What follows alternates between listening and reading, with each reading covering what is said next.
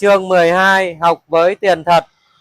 Hãy khuyến khích con bắt đầu chơi với tiền thật và học những thói quen về tài chính vốn làm tăng tình trạng tài chính dồi dào khi về già. Khi cha mẹ tôi thông báo rằng họ không có tiền cho tôi học đại học thì tôi chỉ thưa: không sao đâu, con sẽ tự tìm cách lo liệu khoản học phí cho mình.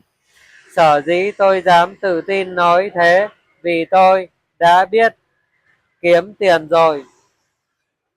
Nhưng thứ giúp tôi hoàn thành việc học của mình không phải số tiền tôi kiếm được, mà chính là những bài học về cách kiếm tiền, bắt đầu với bài học người cha giàu trả công tôi 10 xu một giờ.